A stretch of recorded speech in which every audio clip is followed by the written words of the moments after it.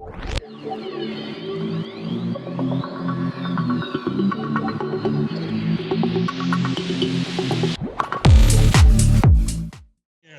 to age-old questions, deciphering the world painted around you by the mainstream media. This is the Kev Baker Show.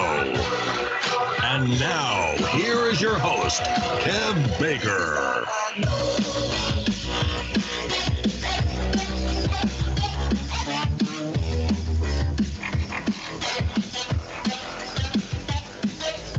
Good morning, good afternoon, good evening, ladies and gentlemen. That's right, I am back for another week of live shows right here on the Kev Baker Show on your number one network, Truth Frequency Radio, tfrlive.com.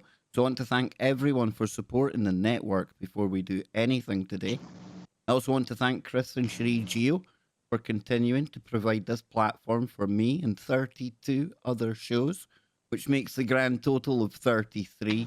I know you love your numbers out there. And we had good fun looking at the number 33 on Friday with Scotty and Nacy. If you didn't catch that, head on over to the archive at tfrlive.com/Freaky Friday, and you'll find over 200 shows in there alone.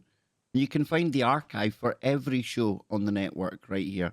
So again, a big shout out to everyone for your continued support.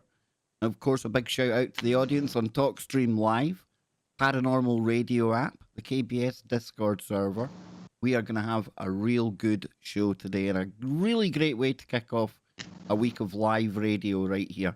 But before we do anything, I have to remind you that I'm coming to you from under the Data Dome in Smart City, Glasgow. And we're going all the way around the world from America to Australia and just about everywhere in between. And again, thanks to tfrlive.com, where we give you protection from deception and where silence is consent. And for today only, may the Force be with you. Yes, let me ask you a couple of questions, audience, before we get going. Are there any parallels, do you think, between real-life conspiracies and events in the Star Wars universe? Think about that. What about conspiracies in the Star Wars universe itself? Well, today I've got a guy who can answer these questions and then a whole lot more, because I'm joined by somebody who comes recommended by the illustrious, the absolutely fantastic Charlie Robinson. And when Charlie Robinson said to me, Kev, you need to check out this guy doing a podcast, I was already on the webpage and I was already in. So today, I'm joined by the host of Conspiracy in the Force podcast, Conspiracy Kyle, all the way from Ohio in the US. Welcome to the show, brother, and may the Force be with you. Yes, may the Force, and with you as well. I think that's how they say it in the Catholic Church, with the Force. But thanks a lot, Kev, for having me on. And yeah, big shout out to Charlie Robinson. I've been his hooker, and he's been pimping me out to a lot of shows like yourself, and I appreciate you pimping me out virtually. Well, I actually like this whole image. I'm going to theme tomorrow's show with Charlie around that, him with the pimp hat on. I think he plays that part really well. But dude, I'm looking forward to getting into this today. I'm going to be very honest right off the bat. I'm not somebody who's a Star Wars aficionado. I don't know all of the lore. But I was listening to some of your stuff today, and I was quite blown away by the parallels that can be drawn from the Star Wars saga into today's world. And I remember watching it when I was a young kid, the original kind of films that came out.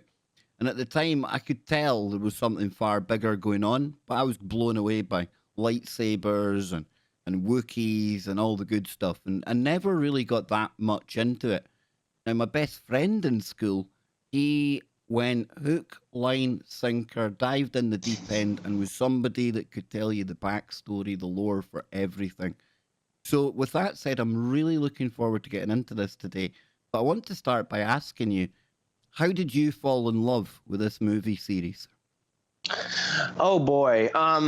It was something where, so I was born in 1984, which actually that's kind of a little interesting because we've time traveled back to 1984, to the year of my birth, which is really interesting. But also, that I was born right after the movies came out, right? They came out in 1977, 1980, and 1983. So obviously I missed the first run. But in the mid 90s, they kind of had a bit of a renaissance in the late 90s, and they brought them back into the movie theaters. And I was just introduced to them, for any young kids out there listening, introduced them on the VHS tape. So I think I still have them in my collection back here. But I was introduced to these, and one thing that really blew me away about it was I kind of view myself, and I kind of still do, and did back then as well, as sometimes a bit of a loner. And seeing the story of Luke Skywalker as this kind of kid in this isolated environment on a desert planet, reaching out to the stars, metaphorically and physically, and carving his own path in the world. It was a great hero's journey, basically, where a character starts out here, they go through some trials and tribulations, and they get to another point. And it was really great for me to see, and it was really persuasive for me to say, hey, listen, I can accomplish great things. Look at this, he's obviously a fictional character, but look at this character. He took a crappy situation where he didn't know who his parents were. His aunt and uncle got brutally murdered in like the first half hour of the movie. He goes on this adventure that he has no idea what he's doing. He trains. He goes through a lot of trials and tribulations, and he takes that all in and goes out on the other side. So for me, it was really a powerful piece saying, listen, maybe I can do that as well. And it really helped. It's always helped me throughout my life as something that's always there as a constant thing. And there's lots of parallels I've always made with it.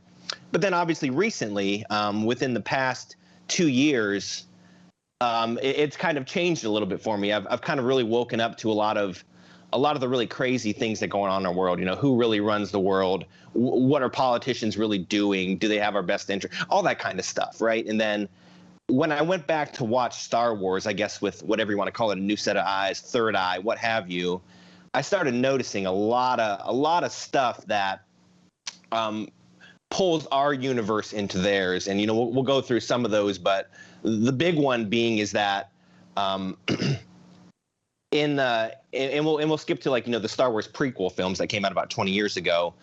What it really showed was how a government or a galaxy went from kind of a peaceful, loving republic to this totalitarian, communist, whatever you want to call it, totalitarian government.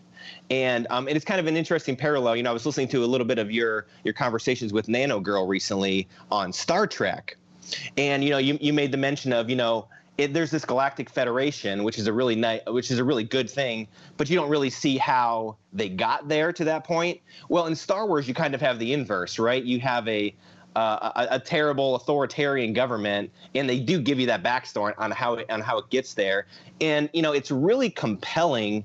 And there's so many parallels of things that have happened in our world, whether it's the rise of Nazi Germany, whether it's the rise of the Soviet Union, or just in general the rise of this one world, whatever you want to call it. Nowadays, you see a lot of these same parallels, a lot of these same kind of story beats, and honestly, it's a little difficult for me to even take that stuff out of the story when I watch it now, just because I'm so viewing it in a different lens now. But anyways, Kyle, it's so amazing that you went down this road, because I was going to bring up the conversation I had with Nano, and you mentioned 1984 there when you were talking, and we're going through a massive change right now. We have been for a couple of years. Some call it the Great Reset, call it the formation of the New World Order, the world government, whatever it is. And I've often said that with everything, even as much as the past 2 years have been hellish, we're still a long way from being where they want us to be. And it's always interested me how we get from A to Z, what steps there'll be in between. And yes, I had that conversation with Nano. And then today when I was watching your series on totalitarianism, I was thinking, well, here's one example that's already been laid out. And Kyle here, he's managed to string it together in a way that is very understandable and, like you say, very relatable to the world we're in now and the changes that we're going through. So I think this is going to be a really, really interesting kind of way for the audience to look at things, bro. Really good. Sure. So Yeah. how do we get there then? So how do we get there? What's the stages according to Star Wars? So the first stage is political. I'll just call it political confusion. If you can get, and you see this in our world all the time, if you can get people of different opposing viewpoints battling and fighting about certain things in the political arena, whether it's important or not, when that stuff is going on, a lot of that is really just a big distraction for the people in the background pulling the strings. You know what I'm saying? So in the beginning of these Star Wars prequels, what you see happening is that there's, and it seems very subtle, you know, not really a big deal, but there was a trade dispute about taxes, right? So that's obviously something we can relate to in our world. And I think when that showed up in the film, people were kind of taken aback, like, oh, come on, this is Star Wars. Give us lightsabers, give us Death Stars, quit talking about taxation. But in my mind, it's a very important first step in this totalitarian government is to lay some of this track down and get some of these opposing factions fighting back and forth. So there was this trade dispute between this group called the Trade Federation, which, you know, I think a good parallel for that is just call it like your big business, right? Your Fortune 500 companies, your publicly traded companies. They don't want to be taxed any more than they currently do. So the Republic of the time imposes these new tax restrictions. So this federation of trade groups, they do a complete blockade of this one planet, and they invade this planet as kind of a political message saying, hey, listen, you guys need to drop this trade BS. We don't need this, blah, blah, blah, blah. The problem is that this whole taxation thing was a fraud to begin with, because it was somewhat perpetrated in the background by a guy named Senator Palpatine, who, if anybody that's watched the original Star Wars will know that is the Emperor, right? That's the Emperor of the universe. I think he even probably calls himself the Emperor of the universe. Anyway, so on one side, he's a politician, the senator. On the other side, he's this dark figure shrouded in this cloak that's shadow controlling the trade side. So he's got machinations on both sides of the spectrum to start embroiling this conflict for him to be able to gain more power or to seize control, basically. And you think about how often we see that in the real world, Kyle, especially in politics and things. They talk out of one side of their mouth and then they go and do something completely different. And when it comes to wars, you know, they say all wars are bankster wars. And when you do get to the kind of top of the pile, you can see how the same people are controlling both sides and making them kind of face off against each other. It falls into the whole problem, reaction, solution. So I'm loving the parallels. Like, it's quite clear to see when you have them laid out like this. Right. And yeah, you see a lot of that, you know, Hegelian dialectic, like you said, the problem, reaction, solution throughout this whole trilogy and throughout this whole series. And one of the big things that kind of happens is this Senator Palpatine, who conveniently, it was his home planet that was being, you know, attacked, you know, so, which was purely by design. He says, you know, I think we need to make a motion that the current so let me just take one step back. The galactic political body is called the Senate, the Galactic Senate. So I think that's pretty, you know, comparable to our world. And there's a chancellor who is kind of the head of this whole pyramid, what have you. So Palpatine, who's just a senator, he says, listen, this blockade, all this stuff is really bad. And I'll tell you what, guys, I don't really feel like the guy who's in charge is really the guy to do it. I wonder if maybe we could, you know, get somebody stronger in there. Like, could somebody put forth a motion in the Senate, hypothetically, to get rid of this guy, and maybe we could bring somebody else in? Obviously, knowing that he has this dark side manipulation of all these politicians, so he knows how this is going to work out. He knows that they're going to eventually choose him, and sure enough, that's what happens. But you can see how, like you said, the problem, reaction, solution. Here's the problem: we have this trade dispute, this blockade. Reaction: well, as a galactic republic, we need to do something about this. Solution: get rid of the Chancellor, get a new one. So that's and that's kind of how the first movie ends. Is he said, hey, and he was like surprised, like, hey, I'm really surprised that they picked me. Like, sure you are, buddy. I'm sure you are. Are you somebody that's happy with the way that the prequels turned out? Then the kind of backstory to how all these characters became who they were. I would say with that prequel trilogy, a lot of people have hangups with it, myself included. The acting in it is subpar. I'll say that right off the bat. I think what Lucas wanted to do, the story, like honestly, like laying out the story is almost actually better than watching it, because the acting isn't great, the script isn't great, and the one big issue I have with the prequels is they went away from real special effects into all green screen type stuff, you know what I'm saying? So if you look at behind the scenes footage of the original Star Wars, right there, they're in Tunisia, they're out in the desert, they're filming all this great stuff on these physical sets out in Norway for the snow scenes, really great stuff. And you look at behind the scenes footage of the prequels, and it's just a green screen behind them, and they're playing around with swords, so some of that's unfortunate, and kind of took away from the story a little bit. So I would say the story itself he wanted to try to tell, it did not get executed properly. I think it's honestly probably better if you read the book behind it or something instead of watching the movie, because you can tell where he was trying to go, but you don't necessarily get all the characters' motivations throughout. Like, there's supposed to be this whole love story between the guy who becomes Darth Vader and this other senator, and you don't necessarily see that on screen, so you have to kind of read between the lines of that. But so that's kind of what I'll say. I think the story and the characters and how they get from here to here is really great, but I just don't think it was executed properly. So what about Anakin then? Talk to us about Anakin. How does he become the ultimate bad guy? Sure. So I'll preface the conversation about Anakin, who obviously becomes Darth Vader, with, everybody talks about Darth Vader. You look at Darth Vader. I got a zillion Darth Vader action figures back here. Great, menacing character, right? He's got a dominating presence. He'll choke you out. He'll do this or that. But in the grand scheme of things, he's really nothing more than a useful idiot to a totalitarian government. He's bought, sold, controlled by the state. He's a state-sponsored idiot. So, and, any of the kind of political class today in America, they call it the swamp. He's a swamp monster, right? He's a swamp monster, right? He's just there to do the bidding of the Emperor in the original trilogy, and you see that. And even at the end of the original trilogy, Return of the Jedi, the Emperor is like, you know what, Luke, just kill Vader and just take over. Take over. I don't need this guy anymore, right? He was willing to just toss this guy aside and grab a new apprentice. He didn't care for him one bit. So really, when you think about Darth Vader in that aspect, you almost kind of, I don't want to say you feel sad for the guy, but I think you have to view him in a different light, that while he is a badass and he can do all this stuff, he really had no free will.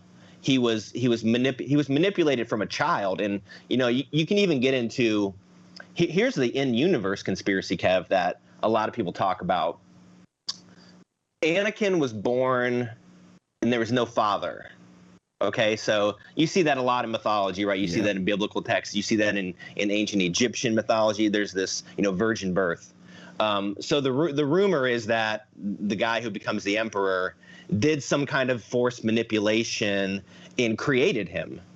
And I kind of buy into that a little bit, because how else could there's really no other story explanation, and even that Palpatine talks about that, how he was learning the ways to create life. And I even take it one step further. If anybody's familiar with the term Manchurian Candidate, what that really means is that a person is programmed to, at a certain point, whether it's hearing certain phrases or certain cues, they're supposed to switch and do something, right? A lot of people go to some of the assassinations of JFK, Robert F. Kennedy, stuff like that, where people who really didn't have any motivation ends up doing these terrible crimes, and you wonder if there was some programming going on. So my theory is that he was programmed even before he was born to have this predetermined fate. by this manipulation. So that's so You that's know, then you get kind of that really does. I mean, in my mind, I can really draw parallels to, again, be it prime ministers over here or presidents in the US. They become very much the focal point. Some people love them, some people hate them. But in the end of the Right. day, you know, it's often joked when you get voted in to be president, they sit you down to show you the film of Dealey Plaza, what really happened, and kind of show you in no uncertain terms that you might be the president, but you're working for a higher power altogether. right. And Right. I think that the way you described that there with Darth Vader, I see that very much with world leaders today. Yes, we all know them. They look as if they're the ones with their fingers on the nuclear button, but in reality, they're just like frontmen, like almost like race car drivers. We used to joke on the show at one point they should have to wear like a boiler suit and have all the companies that sponsored them. At least then you would Yep. know who they're truly working for, you know? Exactly. So, yeah, and so then we go. You know, he's a young boy. In Anakin's path follows the typical stereotype for what these communist leaders seek out. You know, you saw it in Nazi Germany with like the Hitler Youth. They would try to find, you know, these kids that they could indoctrinate. So he grows up a slave living on this desert planet with his mom. The two Jedi come there and say, "Hey, you have really good force powers. Come back with us to learn how to be a Jedi and all this stuff." So already, one, he was born without a father, and then two, he had to leave his mother behind to be raised by basically like a religious entity. The Jedi Knights at that point were somewhat like a religious sect in their own right. Well, Kyle, So did I hear you, and sorry to interrupt, but just in my notes here, the Jedi Council themselves, do you compare them to the time of Christ at some point as well with the crucifixion of Christ? Is that right? Yeah, because as you see when we go through these movies, what ends up happening is that the Jedi they become disillusioned from what their actual true purpose is, and you can think back in biblical times, the Jewish leaders of the day were so old-fashioned that they had to look at all the stuff in this Old Testament, like things have to be done this way, this way, this way, this way, by the book kind of stuff. So when Jesus showed up, they said, "Hey, listen, you don't fit any of this stuff in all of our old manuscripts here. So obviously, you're a devil. You're a hypocrite. You're something else. You're not who you say you are." And even so, with the Jedi Knights in this prequel era, they were basically like that kind of entity. They went away and they got involved on these wars and stuff. The Galactic Empire, not the Empire, the Republic, had them fighting all these wars, and that wasn't really their purpose. Their purpose as a religious sect was to study and learn and meditate and figure out what, and there's no God in Star Wars, but whatever the Force told them was the right path and what was truly going on. And they were really manipulated throughout this whole time because they were so spread thin in different areas. So they didn't necessarily see what was right in front of their eyes. So that's the parallel I have with the Israelite leaders in Jesus's day. They didn't see what was right in front of them, similar to the Jedi. Fascinating, man. Now, I'm gonna have to go back and watch all these films again with an entirely different outlook altogether now. And I think I'm gonna get an entirely new enthusiasm about this series. I really do. I have to thank you for that. Yeah. Awesome. Yeah, man. So Vader, he grows up. He's got no mom. He had no dad. He had to leave his mom. He goes to train to be a Jedi. In the second movie, Attack of the Clones, he's about a teenager at this point, and he's starting to get visions. He's starting to get nightmares. And once again, going back to potentially him being created by Palpatine, it's my understanding of the story that Palpatine is manipulating his dreams. He's manipulating these nightmares for him to see things and then act on them in a certain way. Going back to the Manchurian Candidate topic, right? Like he's trying to evoke a reaction from Anakin. So in that second movie, like almost like targeted individuals, mind control, some really freaky deaky stuff going on. Yeah, and with this Force dark side kind of stuff, you can communicate with people from distances across the planet, across the universe, and you even see a little bit of that in if you've watched that Stranger Things series, where they have this girl programmed to see all stuff that's happening in Russia, and crazy stuff like that. So you see a lot of that stuff in our world too, which I think a lot of that was based on CIA operations and all that kind of stuff. I can't remember the exact. There's a good YouTube channel that still does the remote viewing, Farsight Institute.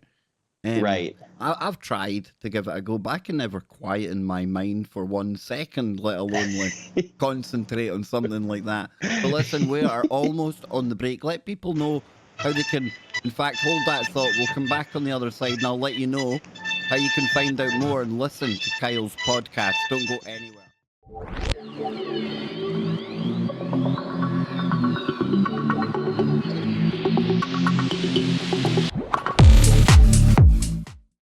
Welcome back, ladies and gentlemen. Let's get right back into it with today's very special guest, Conspiracy Kyle, all the way from the Conspiracy in the Force podcast. And Kyle, I want you to tell people when they can listen to you. And I'm sitting here smiling. I'm bad, man. I'm bad. Listen, I remember when my little boy was a toddler, and you were telling me before the show you've got a 2-year-old and a 4-year-old. Dude, yeah. I take off my invisible hat to you. I couldn't go back to it, man. So hats off to you, dude. But there's nothing quite like hearing children, even when they're maybe not so happy. I don't know, dude.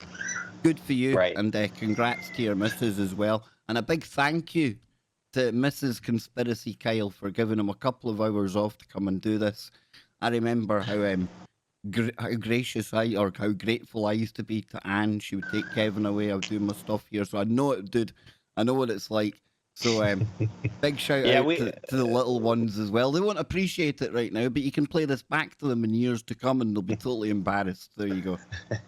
Yeah, and me and my wife do switch on and off a lot. Like that's the trick, and this is the marriage advice segment on the Kev Baker Show. Here is compromise is important. You can't always get your way. You need to give in a little bit on some things. So she's watching the kids for a few hours for me here. I watched the kids a few hours yesterday, and then a few hours the day before, and I don't know if I actually made out on this, Kev. But anyways, seeing the little kids, especially over the past 2 years. I think you get the good deal here, man. I think you got the good deal. I really do. But let people know when they can hear your show, Kyle. Sure. So you can find my podcast. It's called Conspiracy in the Force. It's on anywhere you can find podcasts. I also have a YouTube channel. It's under Conspiracy Kyle. And remember that it's Conspiracy with a K. So Conspiracy_Kyle is my name there. And I think maybe it's helped me avoid some censorship, but who knows? Anyways, so you can find that anywhere. There's a YouTube page. And then I've recently joined the Rockfin network, so I can start posting some exclusive Conspiracy in the Force content there. It's a great site. You pay, I think it's $10 a month, and you can get my content, and everybody else is on there. You have Charlie Robinson, you have Sam Tripoli, you have dozens and dozens of other great content creators out there. So I'm looking forward to get started with that and throwing some more content. And you can find me on, unless I get banned from Twitter being on Kev's show here, you can find me on Twitter at Conspiracy_Kyle and Instagram as well. And once again, that's Conspiracy with a K. Well, I'm literally in the digital holding cell right now. I'm hours away from being released back into the Twitterverse. Dorsey put me in jail for a week because I offended Jordan Sather. I imagine it. So yes, I get back out to play about 3 hours after the show finishes. I can get back to abusing all of these asshats over on Twitter again. I can't wait. Honestly, I've got a week of abuse all saved up. But no, all joking aside, Kyle, thank you for being here today. Before the break, we were talking about Anakin. So let's pick up with Anakin, and then we can take it from there. Sure. And I will say, if we are going to be talking about some really cool stuff after this too. So we're going to be talking about this whole already story. Really cool stuff, dude. I've been listening to your stuff most of the day. Don't you sell yourself short. For- I will be getting into some monsters and aliens kind of stuff too. So once we get out of the political machinations, we'll get into some of that pretty cool stuff too. So taking off with Anakin. So where we left off last segment, he was having some terrible visions and dreams that I believe was manufactured by the Emperor or Palpatine. I'm sorry, at this time, and he saw his mother in pain. You know, and remember, he had been taken away from his mom at an early age. He hadn't seen her in probably 10 years. So he's getting all these visions of her in pain. And he's like, you know, I got to go back and he's like, I got to go back and try and save her.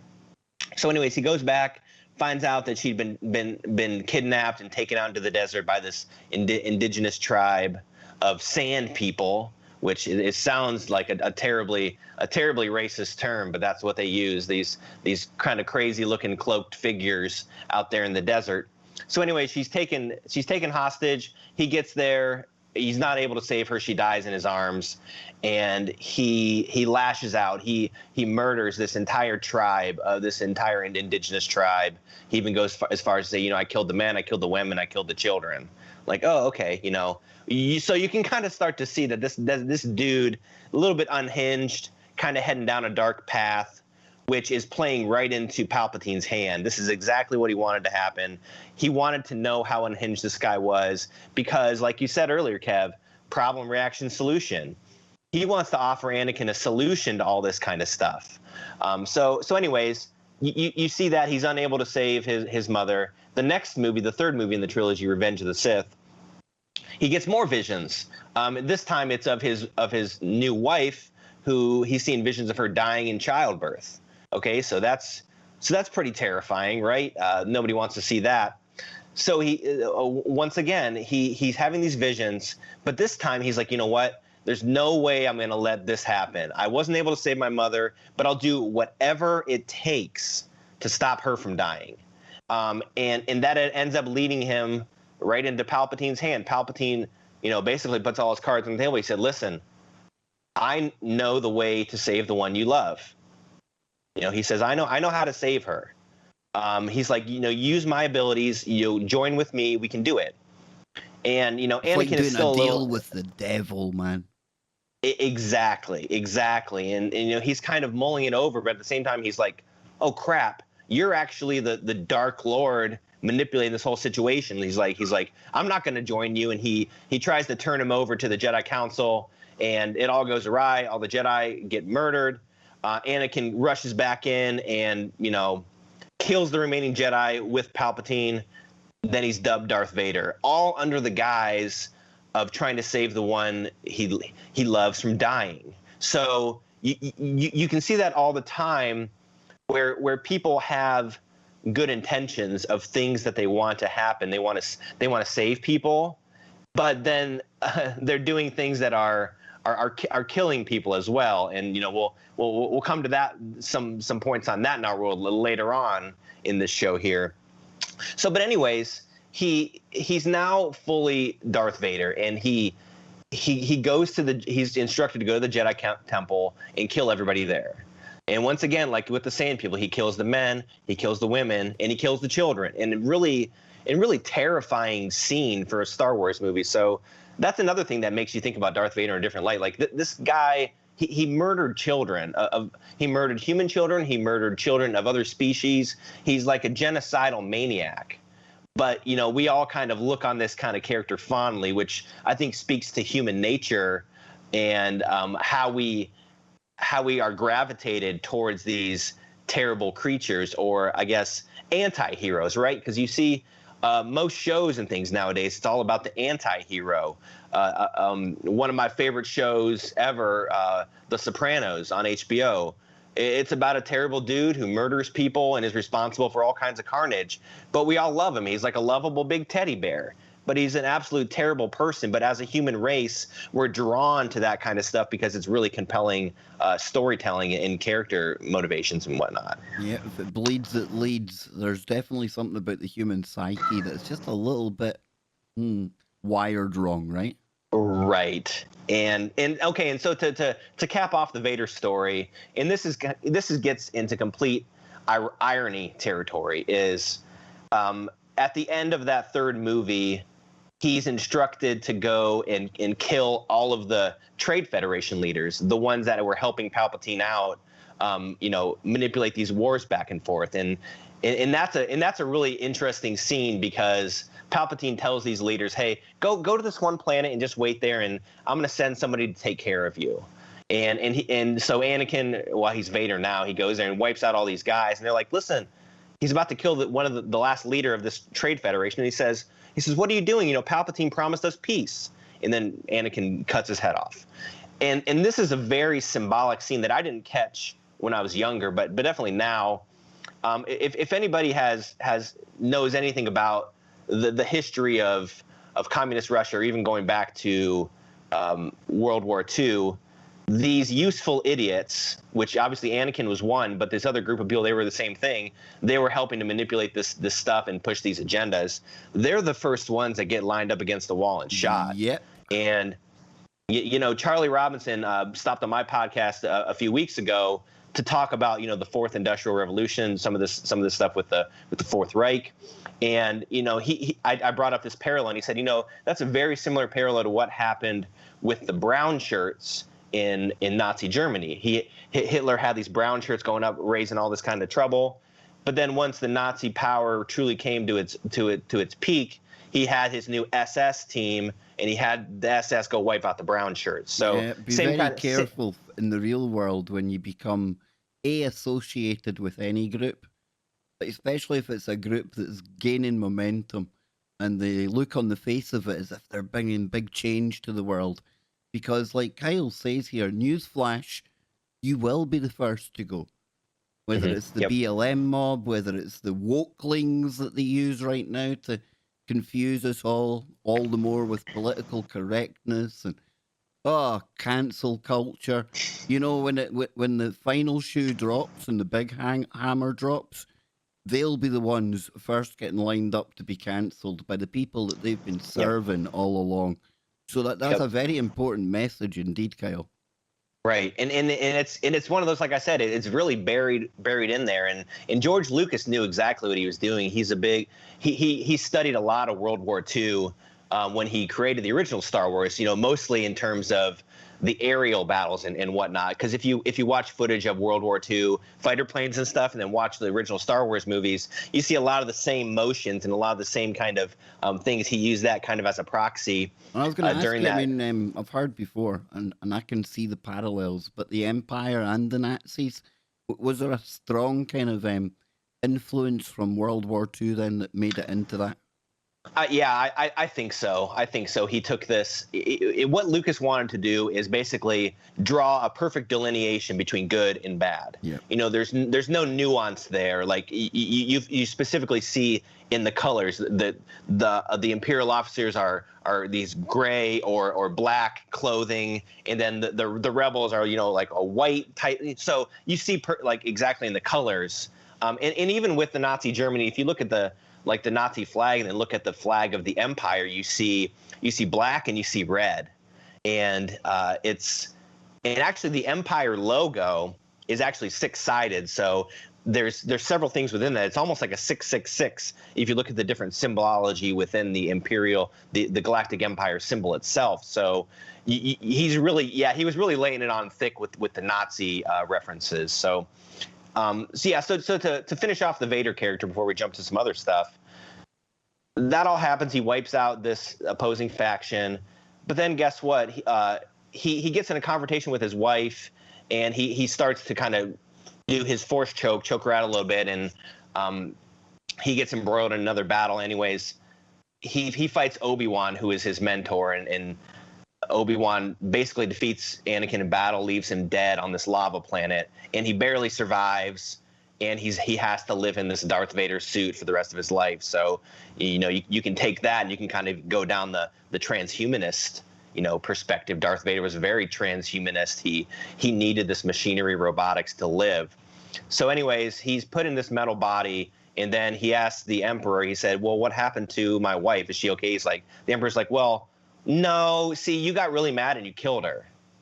And which really didn't happen, but the Emperor needed that anger from him he needed that anger and shame from Vader for him to continue on this path and he needed to break all ties with the Jedi, with his wife, with everybody. He had to completely break him off. So think about that. He had no father, he had no mother, he lost all the Jedi, he lost his wife. He had nobody except the Emperor to turn to, and as if that was his only friend. So really, when you boil it all down, he did all this stuff to save the one he loved from dying, but in the end, she died anyways, which I think is really, really a powerful statement and a very ironic thing. Almost like if anybody is a fan of like the old Twilight Zone episodes from the 50s and 60s, they always have that kind of ironic twist at the end, right? Where like the one guy who experienced a nuclear fallout and survived, and he said, "Hey, now I have time enough to read all these books. This is great." And then his glasses break. So you can kind of see all these intentions people have that can be manipulated against them, and they're going towards a certain goal, so they do all this terrible stuff to get there, and they don't get what they want in the end. Very, very Black Mirror-esque as well. I'd never thought I'd see the day that I was actually starting to feel a little sorry for Darth. But Right. You're right, the whole Manchurian candidate thing. That's a really good way of looking at it. And the way he Right. described it there at the end, he had nobody apart from, call it his handler. And I heard you on your 2-part series today, and I urge everyone, go and check out Kyle on YouTube. But you talk a lot about useful idiots, and that's something I talk about as well. And it's actually the correct term. It comes from the Soviets and the assets. And there's many different forms of a useful idiot. And when you step back and take everything into account, Darth Vader, he was just a puppet. He was being used by a higher, darker, hidden force. So damn you, Kyle, you've made me feel sorry for Darth Vader. I never knew that would happen. Hey, it's really an interesting story, and I think the interesting part about it is, in the very end, even being a Manchurian candidate, even going through all this, one of the overriding morals, I think, of the original Star Wars movies is that he is able to come back and defeat the Emperor at the end because he finds out he has a son, right? Like we've talked about all this time, he has no connection to anybody else, but he has a son who chooses not to kill him when he has the opportunity. And, his son was willing to sacrifice his own life for his father. And, I think that's a really powerful statement at the end of that movie. A great redemption arc. But albeit kind of a, one you can argue back and forth about, does he deserve redemption? Does everybody deserve redemption? Does everybody deserve, like, think about Hitler? What if Hitler got caught and went on trial and said, "Hey, I'm so sorry about all this. Let me make amends. Let me help rebuild." Like, no, you don't get to have a redemption arc. So you can kind of think about that as well. That did he really deserve to have that? But of course he dies at the end anyways. But I think it's a good message to know that nobody is ever hypothetically too far gone to make a positive impact, regardless of terrible things you've done in your past that you obviously can't change. There is a way for you to turn things around, albeit far too late. But it's an interesting point. Definitely. So who do you prefer then, Anakin or Luke? Well, I would say Anakin, mostly because of what they did with Luke in the newer Disney movies. I don't really feel that they treated that character correctly, and that's a whole nother story about Disney and all of how they've been handling the Star Wars franchise. I mean, the Star Wars fans, they're really critical of the way Disney has gone about all of this, right? Yeah. The problem with the new stuff is that they treat Star Wars like a factory, like you can just crank these out like sausage. And I like, similar to the Marvel superhero franchise, right? Like I enjoy those movies to a certain extent, but they're very cookie cutter. Yeah. They follow the same pattern. You have a minor battle, they gather strength, and they have a major battle. That's pretty much how all those movies work out. And they thought they could manufacture Star Wars on that same kind of timeline. But, as we've been talking about with the Force and with the energy, and there's so there's such a mythological aspect to Star Wars that you don't see in that Marvel franchise, that you can't crank that kind of stuff out in a vacuum. Like George Lucas, for all the 6 movies that he made, it was a 3-year gap between films. So you have 1977, the original, 1980, Empire Strikes Back, 1983, Return of the Jedi, 1999, The Phantom Menace, 2002, Attack of the Clones, 2005, Revenge of the Sith. So he took a lot of time to get those things right, and you can argue back and forth whether he was successful, especially with the prequels. But he knew that he needed to have a lot of time. Now, Disney cranked out 5 Star Wars movies in 5 years. Okay, that's not good. It's because they're overlapping each other, right? You're working on the next film before this film is done. You don't know how this film's going to be received, but you're already working on the next one. It fell all over itself. It was basically a 5 dominoes set up to fall all over each other. And I think there were some great points within some of those films. Even J.J. Abrams, the director, came out recently and said that they really had no plan for the trilogy. We're like, yeah, we know that. Thanks for saying that. But it was all about in my opinion, it was all about the stockholders, and it was all about the return on investment. They paid somewhere in the effect of $4.2 billion to George Lucas for this franchise in 2012, and they wanted to crank this stuff out and get that money back, which I'm sure they've already done that. But the corporate greed, I think, has driven the rigorous timeline of that, and that's why I don't think you're going to see any Star Wars physical movies in the theater for several years now to come. Now, I must admit, that being said, me and my son, we both have enjoyed the 2 seasons of The Mandalorian, and I see your baby Yoda over the shoulder there. Talk to us about Yoda and all that kind of that good stuff there, man. What's Yoda all about? Oh, so here's the conspiracy about this guy. So, and I agree with you. Mandalorian. I got the Art of the Mandalorian book right here. I've been going through really great stuff. I'll probably put some content out about some of the cool stuff in there. Yeah, great series. And why it's great is it harkens back to those original movies. They're going back to physical sets. They're going back to physical special effects, creatures and aliens that and remember, and just a great story. So in The Mandalorian, for those who don't know, you get introduced to and this takes place after Return of the Jedi, after Darth Vader dies, Luke Skywalker saves him, etc. This is like several years after that. So the Empire is falling in disarray. So we're kind of talking about both ends of the spectrum here, right? We talked about how they rose, but now we're talking about kind of how they fell. But there's still remnants, out there in the universe that they're trying to combat against. So anyways, this bounty hunter comes across on a bounty. He comes across this little, pointing in the right direction. Yeah. He comes across this little guy. He was told to pick him up as a bounty. And, you see this character and you're like, holy crap, that's Yoda. That's baby Yoda. But, there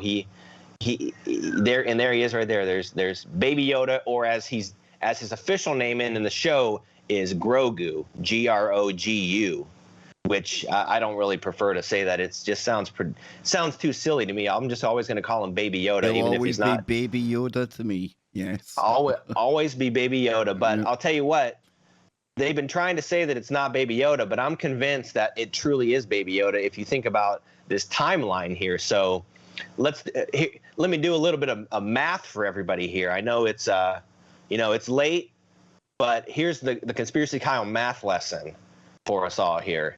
So this baby Yoda is 50 years old. And in that Yoda species, that's fairly young, because if you remember from the original trilogy, Yoda is 900-ish years old. So he's pretty old. 50 is pretty young, okay? Darth Vader had just died. Darth Vader, I say, would be about 40-ish years old, okay? So go back to close to a few years before Darth Vader was born. On the Jedi Council in the prequels, Yoda was on there, and there was another creature of Yoda's species called Yaddle. A lot of people don't know that. She's not really played a role in the movie, but in some of the behind-the-scenes stuff, there's a character called Yaddle, which is a female of Yoda's species. So they were both on the Jedi Council at about that same time. what were they, Kev? What were they doing behind the scenes there when they weren't doing their Jedi meditation? There was some green stuff. Exactly. Green There was some stuff Yoda flying. loving going on. Absolutely, green stuff was flying all over the place, and we're not talking about slime. So I think it's going to end up happening that it either is a clone of Yoda or something to that effect, or truly even Yoda's offspring that he did out of wedlock, or something to that effect. 900 years old. I mean, that sounds like the kind of stuff you get into when you look at Noah and people in the Bible that lived for hundreds of years, right? Right. And interesting point about Yoda, a little bit of a rabbit trail here. In those prequel movies, you see Yoda on the Jedi Council, but he's a different kind of character from when you saw him in the original movies. He was they called him General Yoda. He was out fighting all these wars and stuff for the Republic. And in the end, he even didn't really see the manipulation that was happening, which when you go to the original movies and Empire Strikes Back, where Luke is training with Yoda, which I think is one of the not just Star Wars, but I think it's one of the finest films of all time. There's so much symbolism and there's so much heart to it. Yoda even says to Luke's looking for Yoda, but he doesn't know that it's Yoda. Luke says, "Hey, I'm looking for a great warrior," and Yoda says, "Wars not make one great." And because he had lived through that, he had been a part of all these battles and wars, but in the end, it really didn't matter who won because the game was rigged. The game was rigged, and we can talk about anything political from that aspect, and we kind of talked about that a little before the show, Kev. When you talk about politics, you have two sides fighting back and forth, and it really doesn't matter who wins. For a certain time, one will be on top, one will be on bottom, and you go back and forth. I mean, in America, it's gone Democrat, Republican, Democrat, Republican. There's been like an equal amount of presidents on both sides for the past 80 years, right? And it's just a pendulum that swings back and forth. Two cheeks of the same asshole called power. That's what it is, folks. We'll be right back.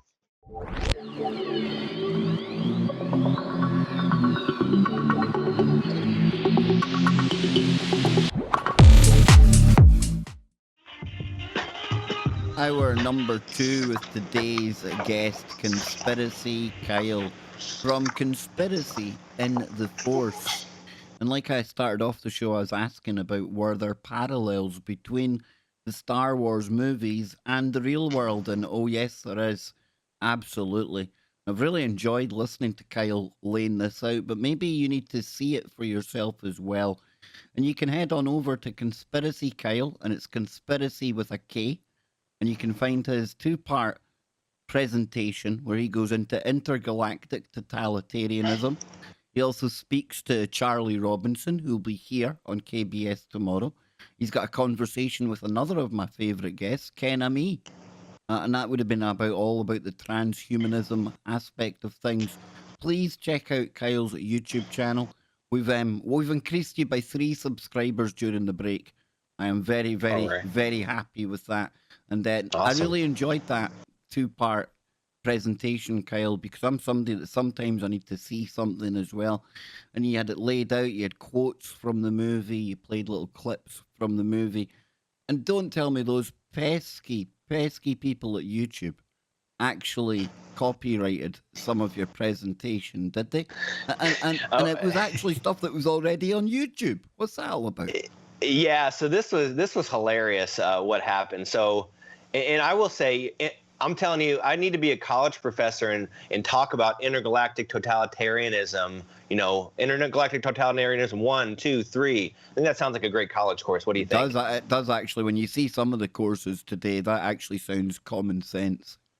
Right. Yeah. Right. And it sounds pretty smart too. It's got a lot of syllables in there. Yeah. So what happened?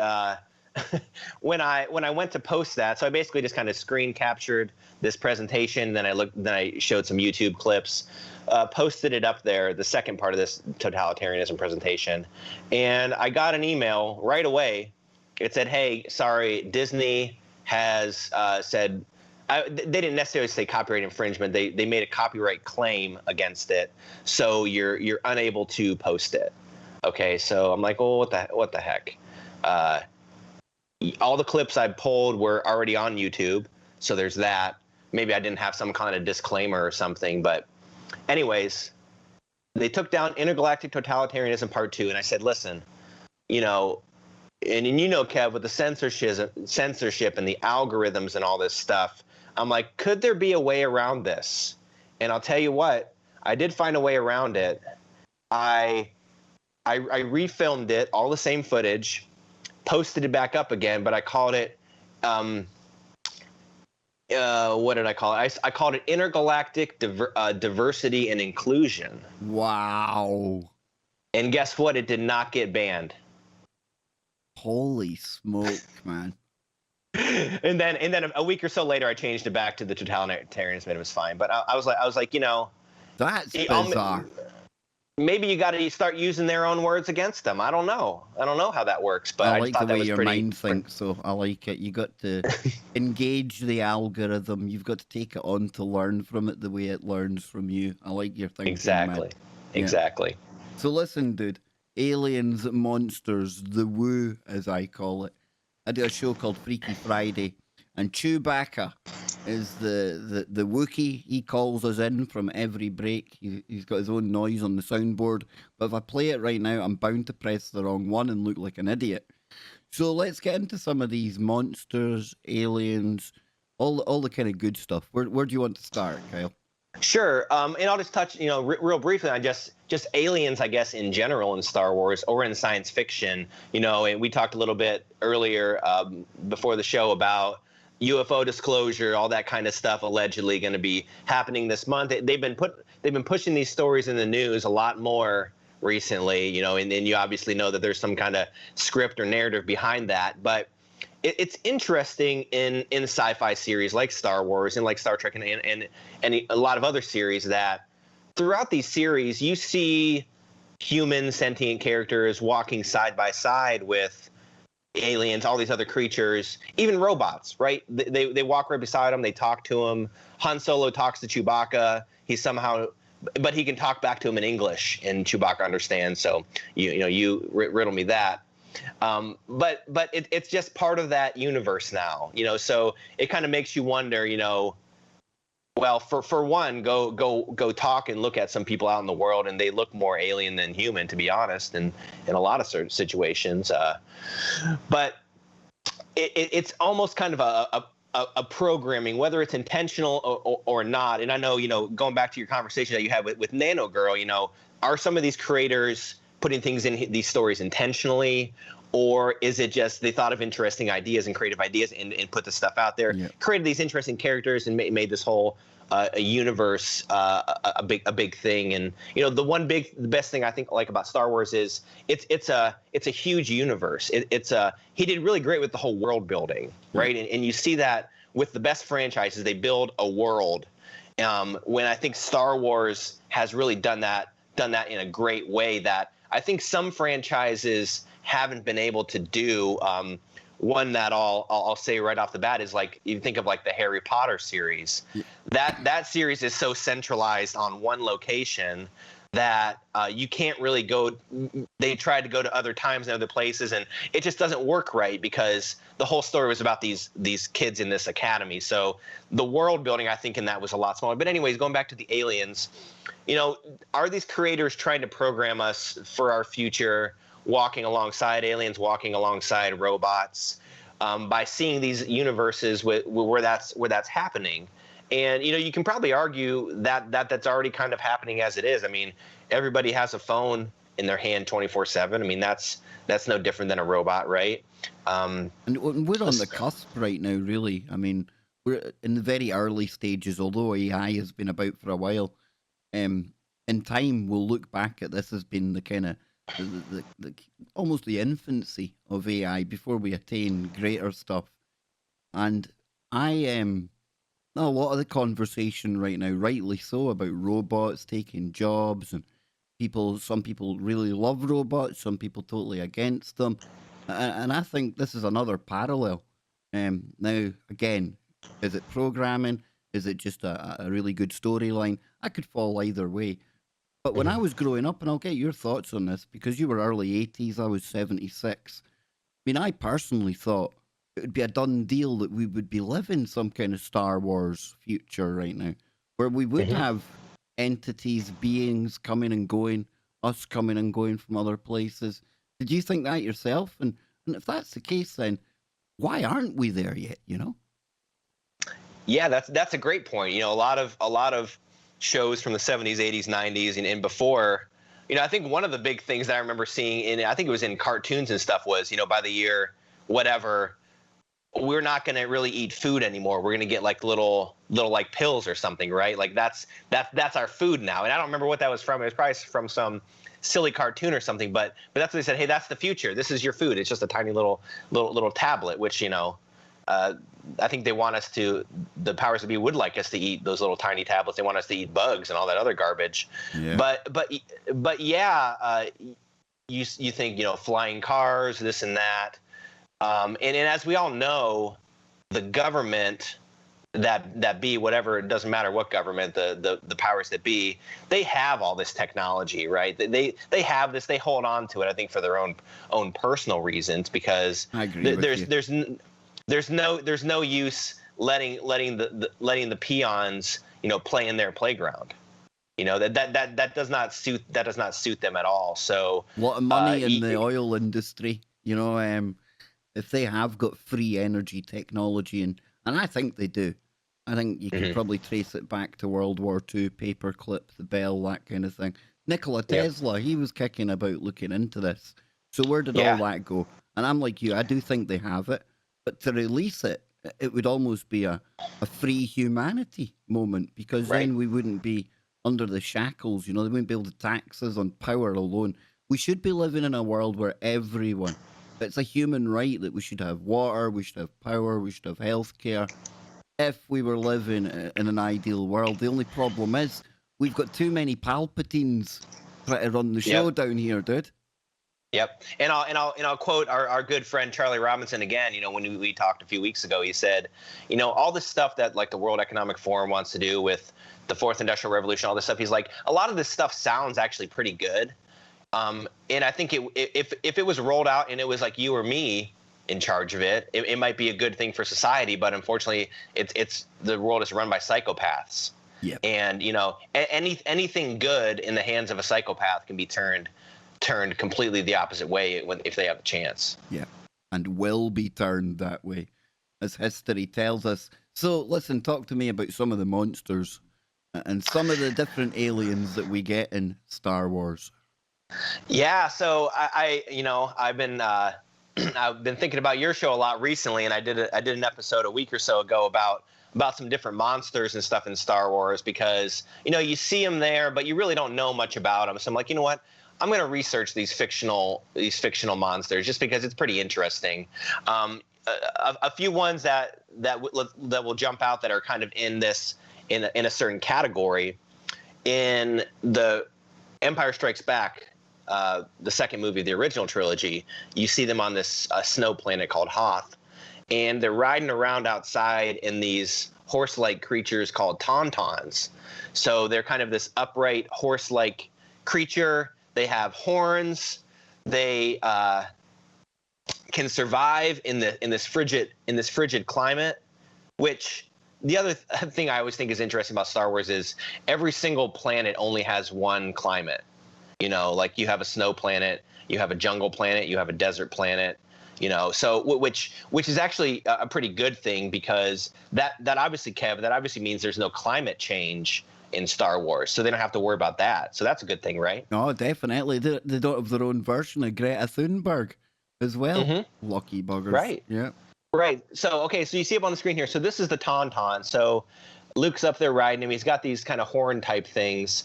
What this creature is called in the Star Wars universe, and this was news to me, this creature, a Tauntaun, is in the category of fictional creatures called a repto mammal. Repto. Yeah, so I read that. I'm like, I read it again. I'm like, what's going on here? So it has characteristics of a reptile and also characteristics of a mammal. So characteristics of a mammal, and I hope I'm not butchering this. I believe they give birth to live young. Okay, so that's a mammal trait. They're warm-blooded. I may be botching that. Anyways, the reptilian piece of it, they have those horns there, right? You know, horns are something that you really don't necessarily see on mammals.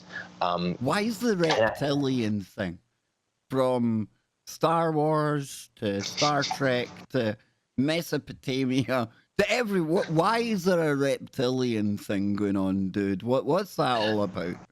I don't know. I mean, yeah, from what reptiles? You've got the whole Mesoamerica. You've got Quetzalcoatl. You've got all that stuff going on. You've got the serpent mounds in America. What is it with this whole reptilian thing? And I'm not going full David Icke on you. Not yet. Not yet. However, that being said, it seems to be one of the most common forms that an alien is said to take, be it in mythology, movies, or whatever, you know? And it makes me wonder, and maybe I wonder too much, but it makes me wonder, where does that come from? It's almost as if it's ingrained in us. There's a memory in there somewhere, you know? There's got to be some kind of hidden knowledge associated with that. So, like, there's got to be or do I just overthink things, Kyle? Is this my problem? Do I overthink everything? I think we all overthink things. You know, a lot of the stuff even I talk about on my show, you know, you can say one way or the other where maybe it was intentional or maybe it wasn't, and I'm kind of just drawing a parallel because it's something I see, but it maybe wasn't necessarily meant to be that way. So I think at a certain point we all overthink, especially. I think it's relevant, you know, even if one person only makes the connection, you're the one that sees it. I still think it's relevant, you know, because then it gives us a different way, or offers other people maybe a way of looking at something in a way they wouldn't have looked at it before. Right, and you know, some people I know here in my personal life, you know, I try to find the conspiracy in everything, right? And is there a conspiracy in everything? Sure. Are the parallels I'm making correct? Maybe not. But at least it's got me to think about things in a different way, because things are not always as they appear. Now we've got this thing here, but what about that? Now this is one of the strangest looking entities I have ever clapped my eyes on.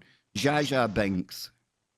What's good? I mean, what happened there, dude? I mean, was this a genetic experiment that went wrong or something? He's a very interesting character. He's a Gungan, where they lived underwater on the planet of Naboo back to Phantom Menace. This was the planet that had a blockade invasion kind of thing. So they were this indigenous species, I guess, that lived far underwater and here you go. Here's more conspiracy. They lived far underwater, like they had to travel through the planet's core to get there. So now you're talking about inner Earth, stuff like that, which is a whole another thing where you talk about, you know, interdimensional beings, you know, beings that live underground, etc. So he's an interesting looking character here, and you know, they definitely got a lot of flack for this character in one way or another. You know, he's a goofy dude for one. He's kind of grown on me a little bit. I mean, it's just, sometimes you have to take a step back and say, listen, that's a movie. He made it for kids for the most part. It's a silly, goofy character. He does slapstick physical comedy. My boy loved Jar Binks. It was like the best thing since sliced bread when Jar Binks came along, you know? Now, you want to get real crazy when talking about Jar Binks. I didn't have this in the notes for tonight, but do you know that there's a conspiracy that he is actually the Dark Lord ruling the whole universe? Oh, tell me more. I like this, man. Come on, I like this. I like it. Okay, all right. So let me find my notes here on it. So here's the conspiracy. Well, for one, I'm loving this, Kyle. I'm gonna have to thank Charlie Robinson so much tomorrow. But when you say here's the conspiracy, is this like where the Star Wars community share ideas back and forth? How does this kind of take shape?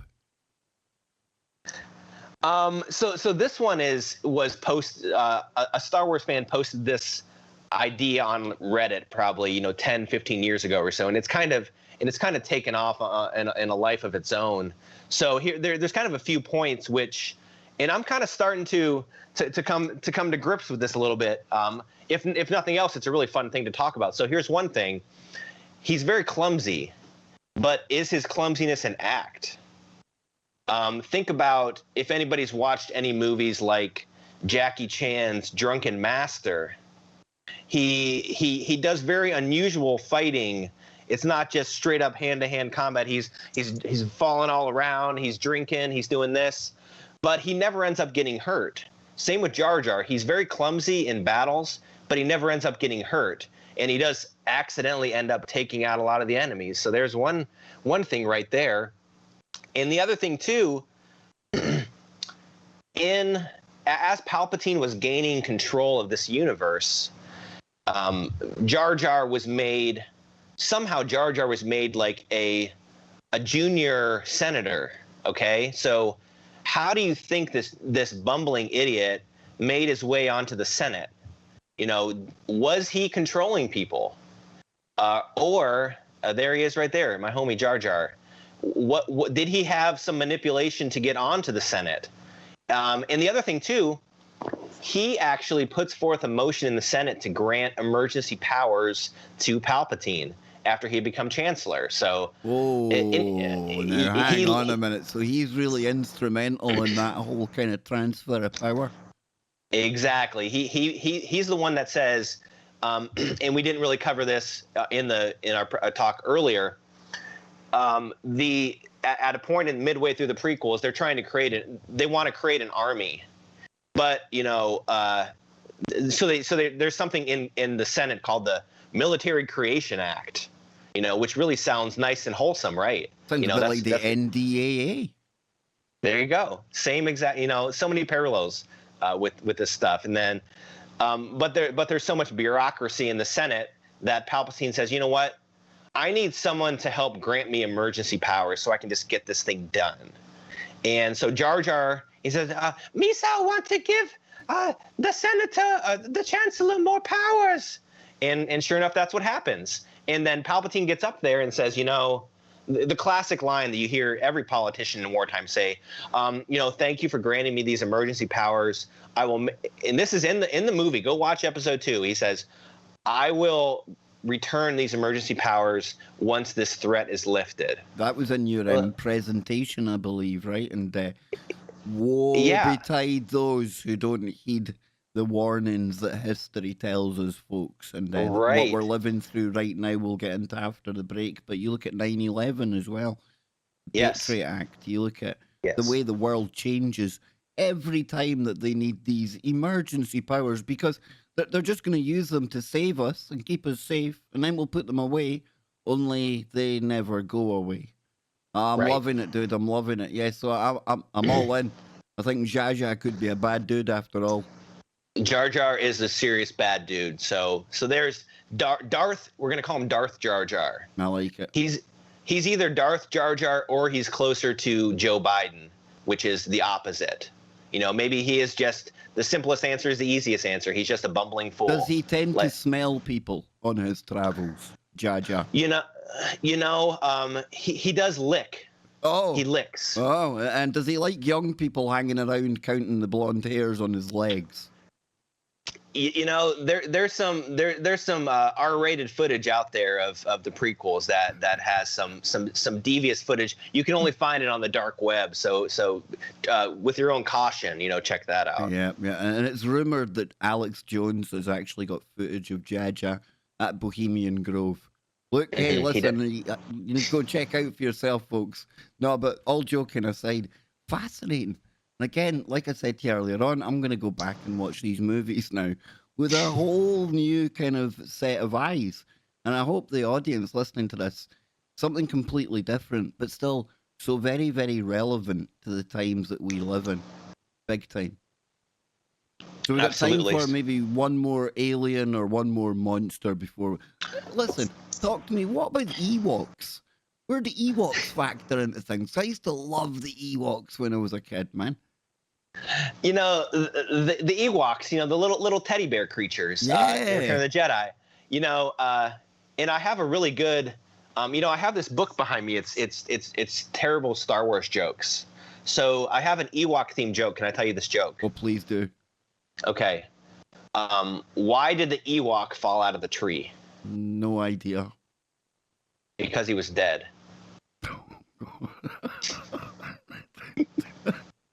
You did say it was a terrible joke. I walked into that one, really.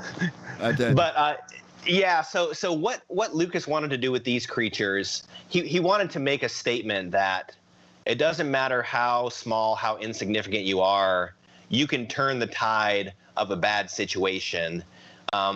Or at least to kind of motivate us to think that way, right? I think in the real world, a lot of us really don't have that much power to be able to really manufacture change in the world. I mean, it's kind of a fantasy, right? But in these movies, they want you to think that you can accomplish anything. So in Return of the Jedi, the rebels are trying to destroy the new Death Star. And they happen upon these Ewok creatures, little tiny little teddy bear people, and they befriend them. Well, first and foremost, the Ewoks. Okay, Ewoks eat people. Okay, let me just make that very clear. If you watch the movie, they got Han Solo and Luke Skywalker. But they're Ewoks, man. Come on, man. They got it. Come on, man. They got them hogtied over lit fires because they're going to sacrifice them to C-3PO, who they've dubbed their new god. Okay, so just remember that Ewoks eat people, and you do see some stormtrooper helmets throughout this movie that are empty, that they're banging on with drums, and there's a hollowed out sound to it. So where's the head? Ewoks eat people. That's all I'm going to say there. They're like gremlins, right? You remember gremlins, right? Very they look like gremlins. Very. Come on, man. And I'm sure it's probably the same kind of creature shop that kind of worked on those movies, right? It was, Jim Henson, I think, had a lot involved with that and a lot of that kind of stuff. You see a lot of similar stuff there. So they eat people, but anyways, they don't end up eating the rebels. And so they befriend these people. And then using all these rudimentary tools, they take down all the Empire in their heavy machinery, So it was really symbolic of saying these creatures are very small. Looks like you could just push them over, but as a group, right? As hundreds of them together, they can accomplish great things, and they end up helping to defeat the Empire. So Ewoks are cool, but they will also eat you. But so they just remember eat that. people, yes. And at 5'0", now I can see why I was always rooting for the Ewoks. Yes, indeed. So listen, we are just about to go to the break. Then we'll come back for our final segment. And we'll be getting into some very, very current parallels between the Star Wars verse and what's going on in our real world. But before we go to the break, and if you're watching us on YouTube, you'll need to head on over to TFR Live, to the archive, to hear the final segment. But let people know, Kyle, where they can get a hold of your podcast. Sure. So you can find Conspiracy in the Force anywhere you listen to podcasts. And you can find me at conspiracy_Kyle with a conspiracy with a K, Twitter, Instagram, and YouTube. And coming soon to the rockfin.com network.